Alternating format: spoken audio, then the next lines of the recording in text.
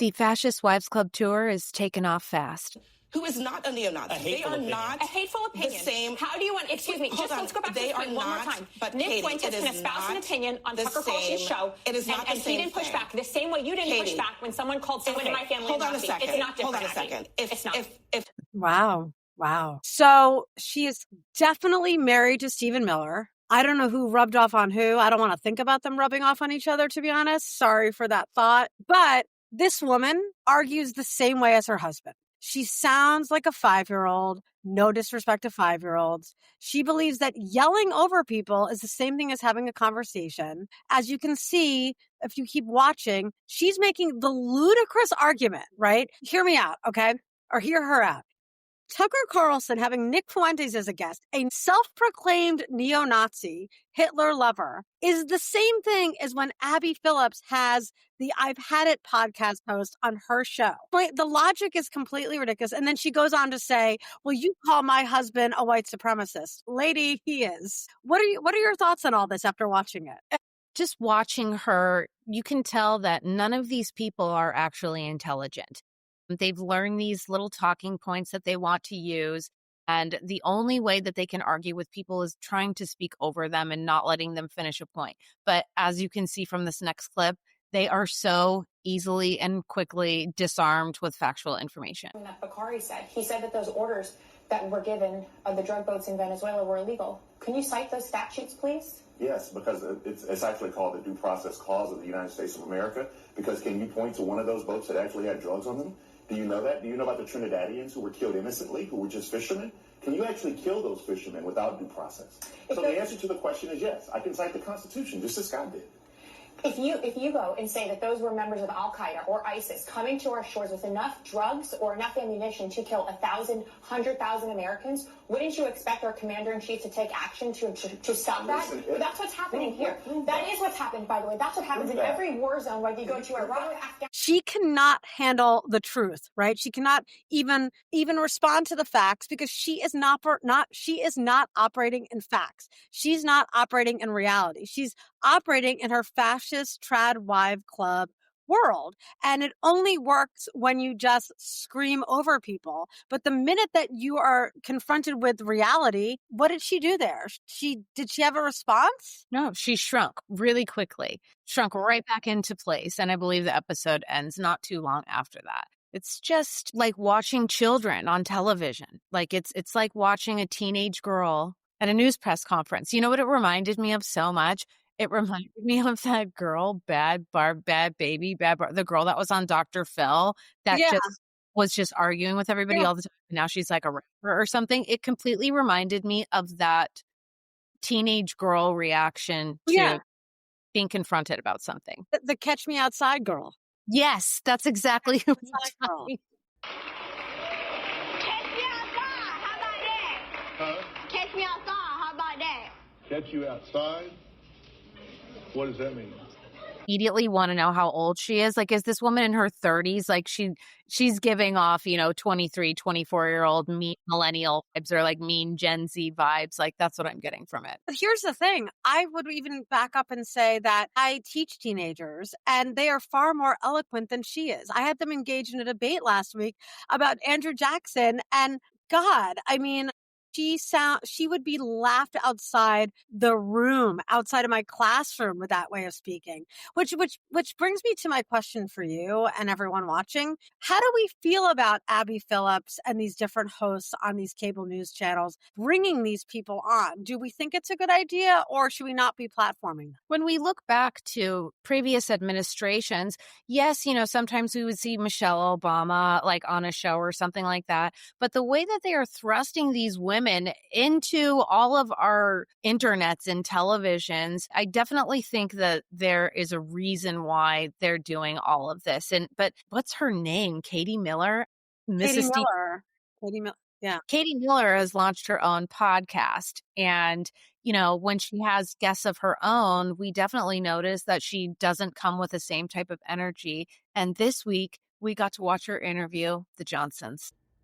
And men and women are different in this ways that men can compartmentalize things better, men's brains are like waffles. Yes. They have little compartments, and they can think on one little compartment at a time and close it. And men actually have a compartment that has nothing in it. So when you ask him, what are you thinking about? And he says nothing, he means it. He means it. He really is thinking about He's nothing. not thinking about like the Roman Empire. Right, well, there's that too. There's that too. There's a whole compartment for that. But women, we cannot do that. We are always thinking. In fact, our brains are like spaghetti. So, first of all, before we even get into the dialogue, could that man, Mike Johnson, move further away from his beloved, right? The recoil when she smacks his back, the recoil, the body language, the cutting down of him in public, it was just so uncomfortable for me to watch. And all I have to say is I believe that the shade of the tie is to match their relationship style. 100%, 1,000%. It's giving Beard. It's giving Grindr gets blasted out whenever the Republicans are down. I mean, this is completely unbelievable to me that these two people are in a loving relationship that involves relations of sorts, right? I mean, the lack of color coordination in the outfits, like, these two people did not talk before this interview. Nothing was discussed. They showed up in separate cars. It's giving they definitely are in separate bedrooms. Yeah, nobody is buying this, but I think what's funny as well is talk about this immediately came across the internet. Everybody was talking about it, rightfully so, because if you want to put your personal life and your marriage outside for everyone to watch, then people are going to have opinions about it. So the internet is going to react to you putting your relationship on public display. And what was really funny to me is that the next day he posted a picture of them, like they're on their wedding day or like when they're getting engaged or something. And this picture from when they're much, much younger is giving off the same energy. He's like arm's lengths away from her. It's just unnatural posing.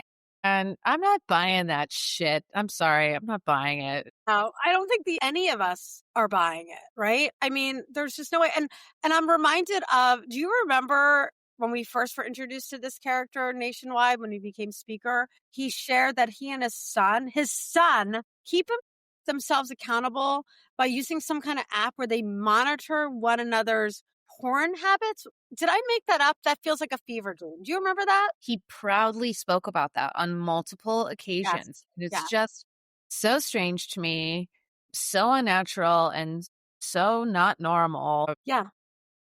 There was nothing traditional about that wife, that's for sure. No. I mean, we're constantly hearing about, how they like these demure women and they want them to go back into the kitchen and return to traditional values.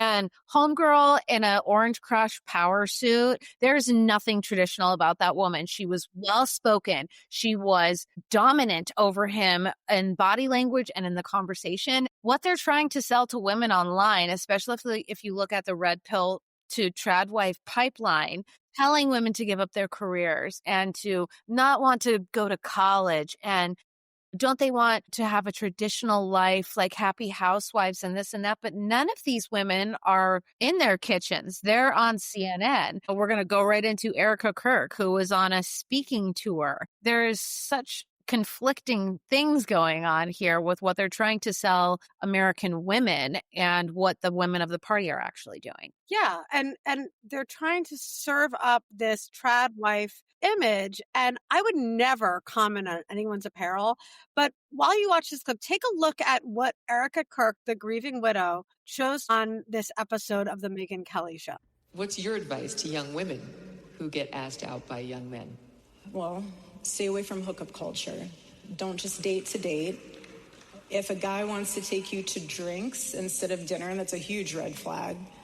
If they don't want to go to church with you and have brunch afterwards, another huge red flag.